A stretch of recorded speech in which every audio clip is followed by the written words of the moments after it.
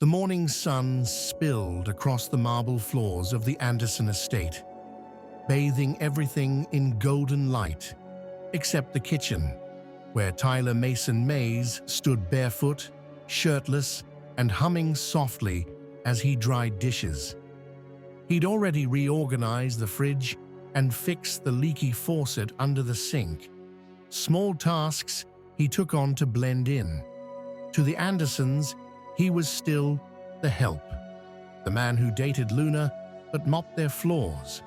What they didn't know was that Tyler owned the security company monitoring their entire estate. He had every camera feed routed to a private server, accessible only to him. Tyler didn't mind playing the fool, for now. From behind him, Luna padded in quietly, watching him work. "You sure you want to do this?" she asked. Tyler glanced at her with a slow smile.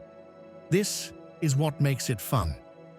Across town, at the Smith estate, Jasmine Smith sat in her private office, reviewing a series of files on her laptop. Her fingers tapped nervously as she stared at a photo of Marcus Joyner. Her heart knew what it wanted, but her mind was chained to her family name. Marcus was Tyler's best friend, a quiet genius who helped turn their shared startup into a global financial force. But the Smiths still saw him as just another dreamer. Felicia Smith, Jasmine's mother, had made it clear, "You're a Smith. Don't bring home a liability."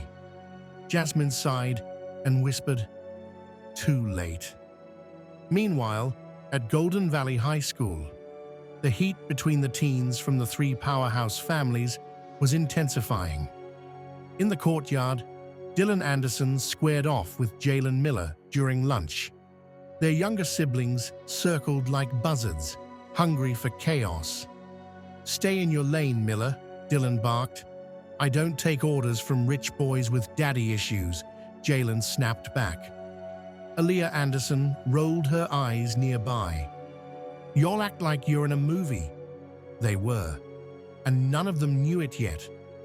In the hallway, Naomi Anderson's heels clicked against the floor as she walked with her sister Bianca.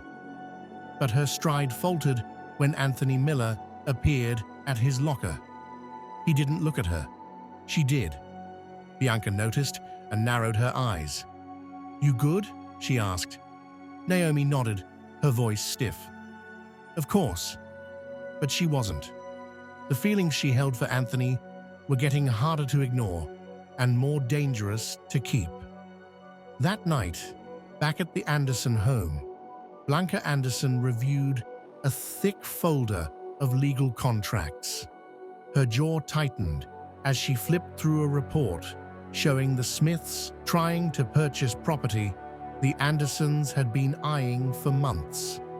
"They think they can take from us?" she muttered. She picked up the phone. "I want surveillance on all Smith transactions this quarter."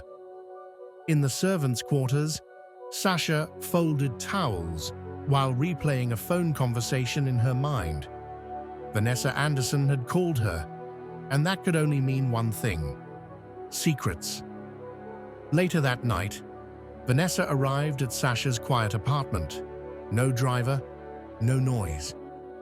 "They're coming," she said, without a greeting. Sasha blinked. "Who?" "The Mendozas." Sasha froze. "Carlos?" Vanessa nodded. "He's moving the family to Merced, all 14 kids." Sasha's throat tightened. "That means he's coming for something."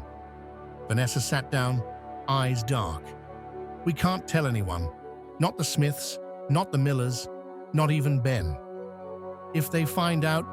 Sasha started. "It's war," Vanessa finished.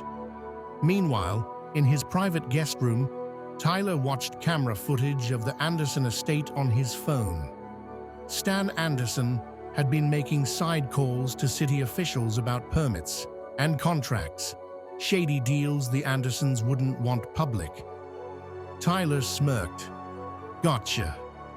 Luna entered the room, catching the tail end of his scream. "What are you doing?" He turned the phone off.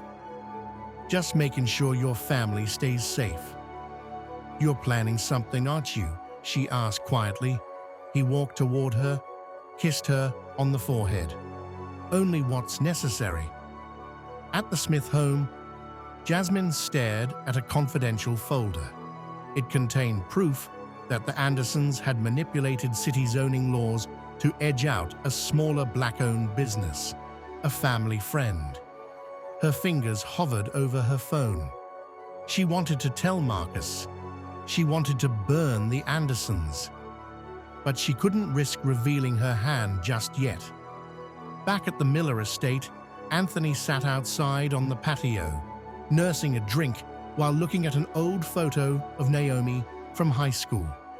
He sighed, knowing full well the war he'd start if he followed his heart.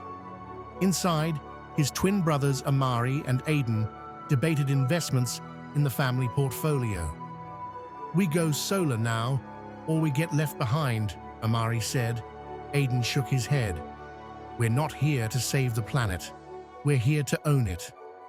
And somewhere far beyond the borders of Merced, in a lavish estate, lit by moonlight and guarded by silence, Carlos Mendoza stood in his study, eyes locked on a map of the city.